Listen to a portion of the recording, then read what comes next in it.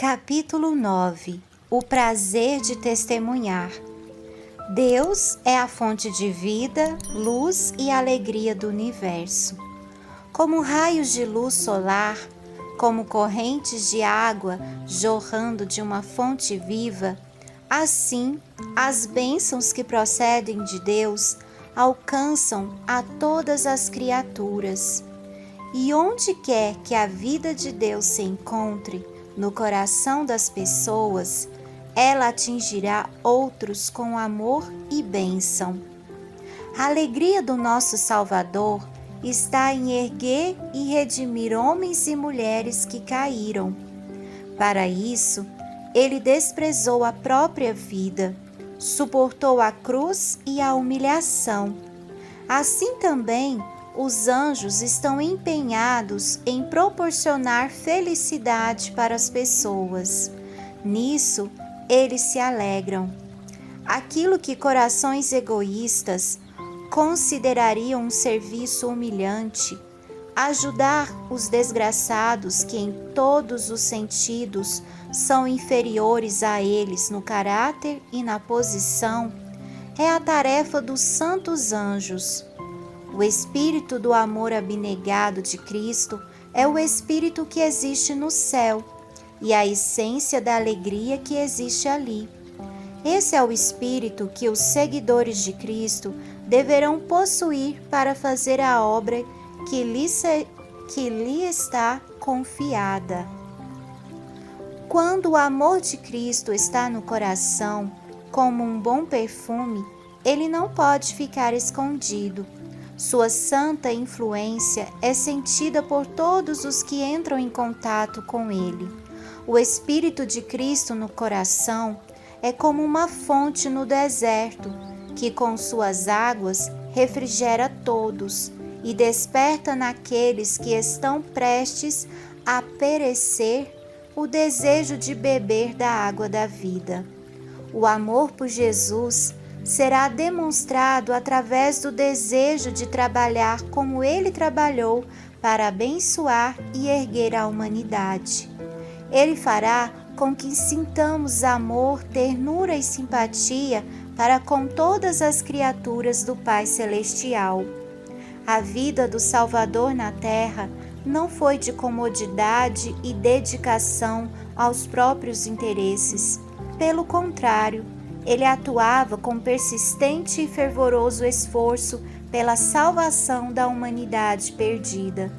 Da manjedoura até o Calvário, ele trilhou o caminho da abnegação, enfrentando tarefas árduas, viagens cansativas e exaustivas preocupações. Ele disse: "O Filho do Homem não veio para ser servido, mas para servir." Mateus 20, versículo 28.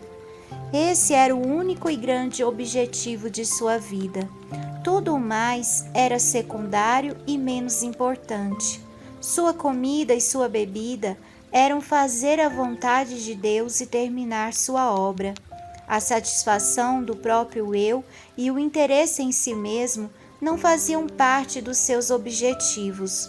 Assim também, os participantes da graça de Cristo estarão prontos para qualquer sacrifício, para que outros, por quem ele morreu, possam receber esse dom celestial. Eles farão tudo o que puderem para transformar o mundo num lugar melhor, para que nele todos possam viver.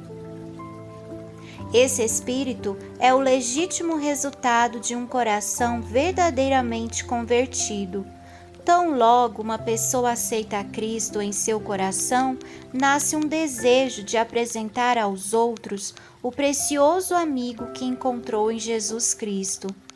A verdade salvadora e santificadora não pode ficar escondida em seu coração. Se estivermos revestidos da justiça de Cristo e cheios da alegria que o seu Espírito produz, será impossível nos contermos. Se já provamos e vimos que o Senhor é bom, teremos alguma coisa a dizer. Como Felipe, ao encontrarmos o Salvador, convidaremos outros para a sua presença.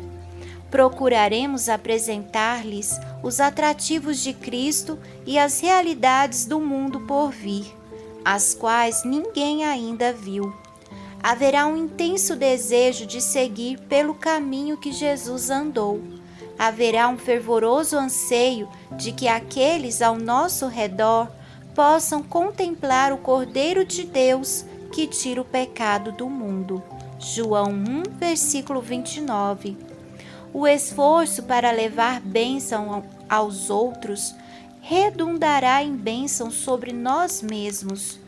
Esse foi o propósito de Deus ao dar-nos uma parte para ser desempenhada no plano da redenção. Ele concedeu ao ser humano o privilégio de tornar-se participante da natureza divina e de compartilhar as bênçãos com seus semelhantes. Essa é a honra mais elevada e a maior das alegrias que Deus pode conceder ao ser humano. Os que se tornam desse modo participantes de manifestações de amor são levados para mais perto de seu Criador. Deus poderia ter confiado aos anjos celestiais a mensagem do Evangelho e todo o trabalho de ministrar amor. Poderia ter empregado outros meios para cumprir seu propósito, mas, em seu infinito amor, ele preferiu tornar-nos cooperadores seus, juntamente com Cristo e os anjos, para que pudéssemos partilhar das bênçãos da alegria e do enlevo espiritual que resultam desse ministério altruísta. Ao meditarmos nos sofrimentos de Cristo, passamos a manter uma maior proximidade dele. Cada ato de renúncia própria pelo bem dos outros fortalece o espírito de beneficência no coração do doador, ligando-o mais estreitamente ao Redentor do mundo, o qual, sendo rico, se fez pobre por amor de vós, para que pela sua pobreza vos tornasseis ricos. 2 Coríntios 8, 9. À medida que cumprimos o propósito divino ao nos criar, é que a vida se torna uma bênção para nós. Se você agir como Cristo determinou a seus discípulos e levar outras pessoas até Ele, sentirá a necessidade de uma experiência ainda mais profunda e de um conhecimento maior das coisas divinas. Você terá fome e sede da justiça, rogará a Deus e sua fé será fortalecida. Com grande interesse, beberá da fonte da salvação. A oposição e as provações que encontrar o conduzirão para a Bíblia e a oração. Você crescerá na graça e no conhecimento de Cristo e desenvolverá uma rica experiência. O espírito de trabalho desinteressado pelos outros proporciona profundidade, estabilidade e amabilidade cristã ao caráter, trazendo paz e felicidade ao que o possui. As aspirações são as mais elevadas, não há lugar para preguiça ou egoísmo. Os que desse modo exercitam as graças cristãs crescerão e se tornarão fortes para trabalhar para Deus. Terão uma percepção espiritual mais clara, fé constante e crescente e um poder cada vez maior na oração. O Espírito de Deus atuando em seu coração desperta as sagradas harmonias da alma em resposta ao toque divino. Os que se dedicam ao esforço desinteressado pelo bem dos outros estarão certamente contribuindo para a própria salvação.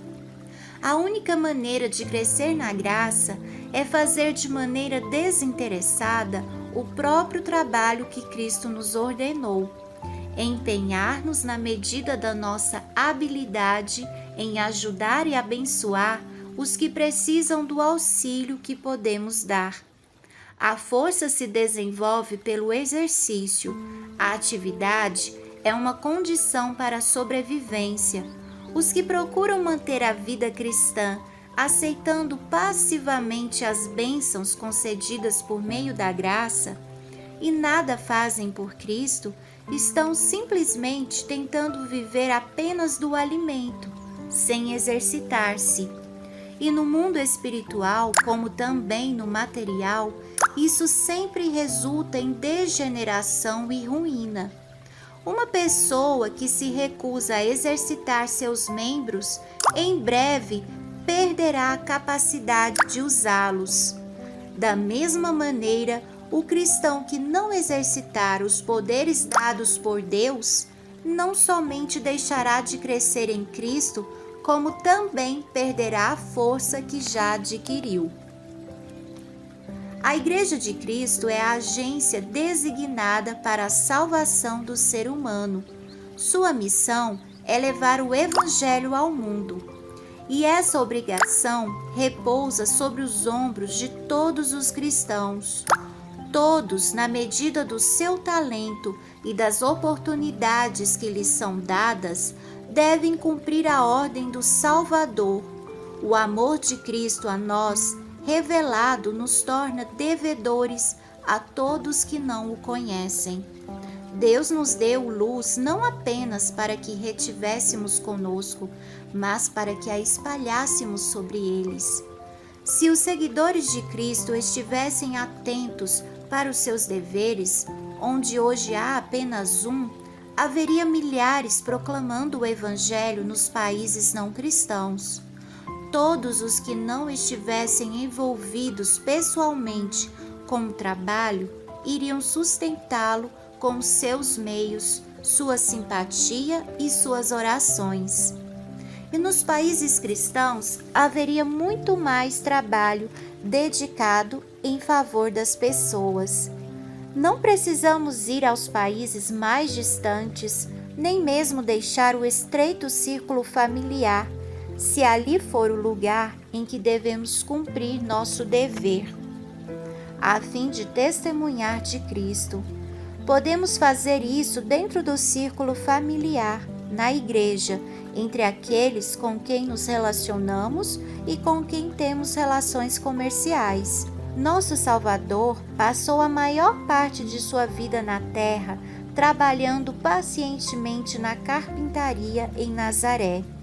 Anjos ministradores assistiam o Senhor da vida enquanto ele andava lado a lado com camponeses e trabalhadores, sem que ninguém o reconhecesse ou honrasse.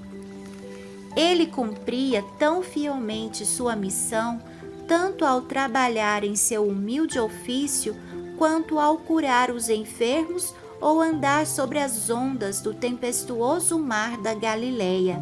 Assim, nas posições mais simples e humildes da vida, também devemos andar e trabalhar como Jesus. Diz o apóstolo: cada um permaneça diante de Deus naquilo em que foi chamado. 1 Coríntios 7:24. O homem de negócios pode conduzir suas transações comerciais de maneira a glorificar o seu mestre por causa da sua fidelidade. Se for um verdadeiro seguidor de Cristo, mostrará sua religião em tudo o que fizer e revelará para as pessoas o Espírito de Cristo. O operário pode ser um representante diligente e fiel daquele que fazia trabalhos humildes entre as colinas da Galileia. Todo aquele que leva o nome de Cristo deve trabalhar de tal modo que os outros, ao verem suas boas obras, possam ser levados a glorificar o Criador e Redentor. Muitos têm se recusado a dedicar seus dons ao serviço de Cristo, porque outros possuem dons e vantagens superiores. Tem prevalecido a opinião de que apenas aos que têm talentos especiais se requer que consagrem suas habilidades para o serviço de Deus. Muitos até acham que os talentos são dados apenas a certas classes favorecidas, em detrimento de outros que naturalmente não são chamados para participar nem dos trabalhos nem das recompensas. Mas não é isso que está representado na parábola. Quando o senhor da casa chamou seus servos, ele deu a cada um o seu trabalho. Com espírito amável, podemos desempenhar até as tarefas mais humildes, como para o Senhor.